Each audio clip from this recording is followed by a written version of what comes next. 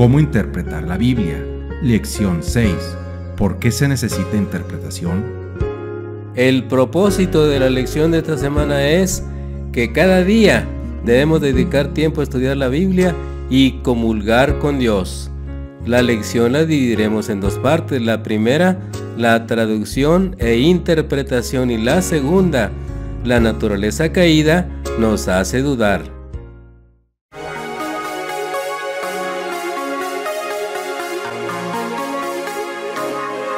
Frecuencia cristiana.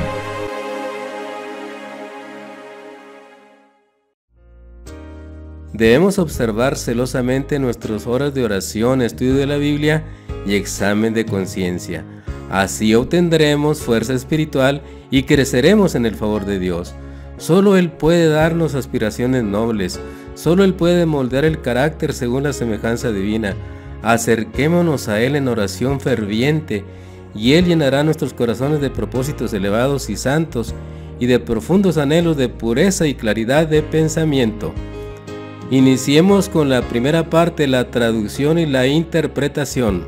Lucas 24:27. Y comenzando desde Moisés y siguiendo de todos los profetas, les declaraba en las Escrituras lo que de él decían. ¿Son vagas e inconsecuentes las Escrituras? ¿Hay base para las opiniones divergentes y las diversas interpretaciones y doctrinas que hayan eco en el mundo religioso?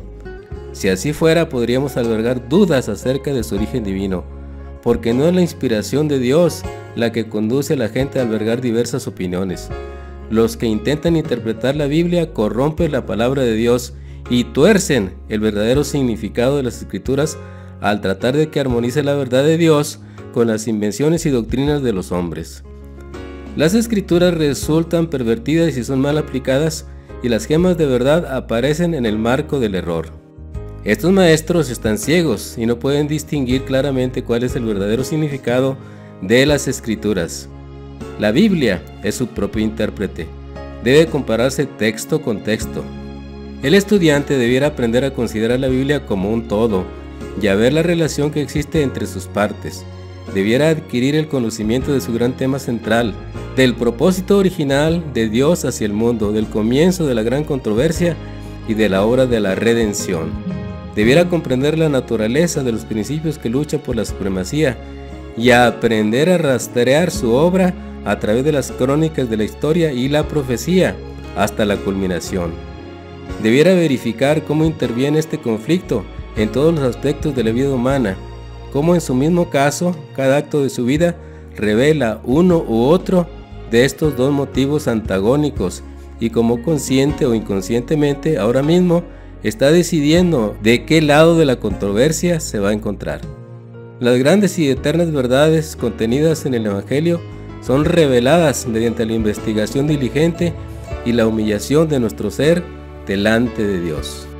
Tenemos un Maestro divino que guía la mente del humilde buscador de la verdad, y mediante la dirección del Espíritu Santo recibe la revelación de las verdades de la palabra, y ningún conocimiento de la verdad puede ser más acertado y eficiente que cuando se es conducido así a toda la verdad. Mediante la impartición del Espíritu Santo comprendemos la palabra de Dios. San Juan 14:26.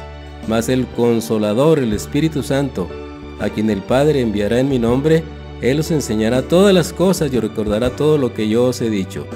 Se nos amonesta a buscar la verdad como si estuviéramos buscando un tesoro escondido.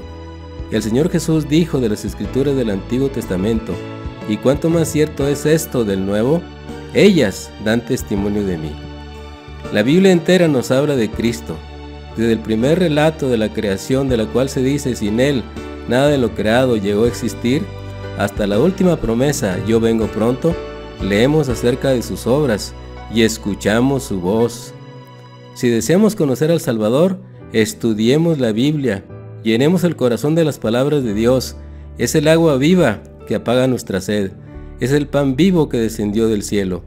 Nuestros cuerpos viven de lo que comemos o bebemos, y lo que sucede en la vida natural sucede en la espiritual.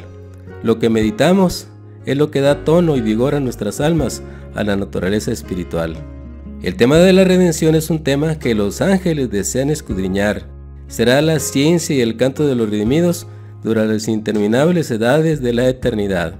¿No es un tema digno de atención y estudio ahora?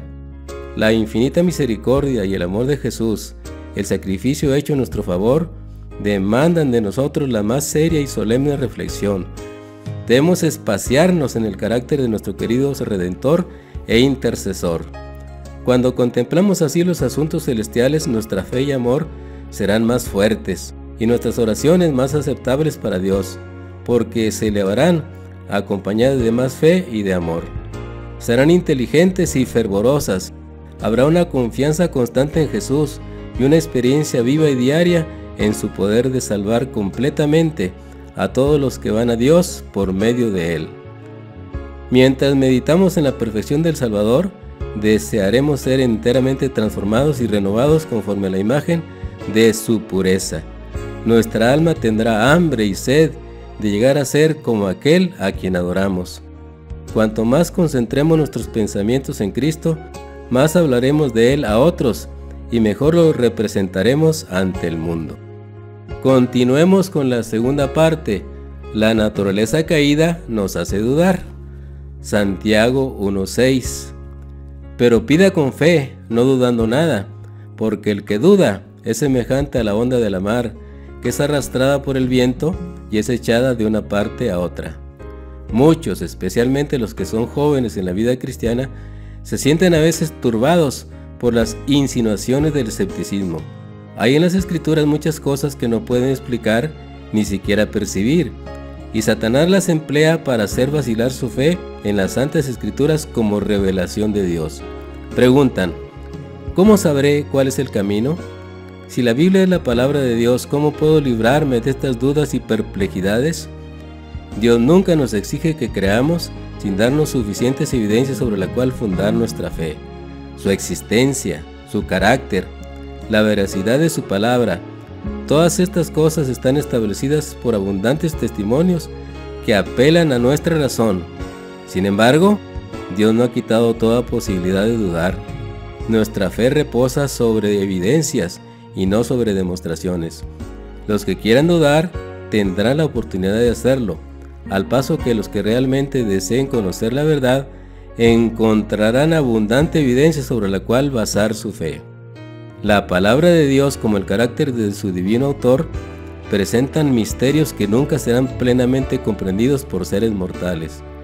La entrada del pecado en el mundo, la encarnación de Cristo, la regeneración, la resurrección y otros muchos asuntos que se presentan en la Sagrada Escritura son misterios demasiado profundos para que la mente humana los explique o siquiera los entienda plenamente. Debemos sorprendernos de que en el mundo espiritual haya misterios que no podemos sondear. La dificultad estriba únicamente en la debilidad y estrechez del espíritu humano. Dios nos ha dado en las Sagradas Escrituras pruebas suficientes de su carácter divino, y no debemos dudar de su palabra porque no podemos entender los misterios de su providencia. La Escritura presenta la verdad con tal sencillez y con una adaptación tan perfecta a las necesidades y los anhelos del corazón humano que ha asombrado y encantado a los espíritus más cultivados, al mismo tiempo que capacita al más humilde e incauto para discernir el camino de la salvación.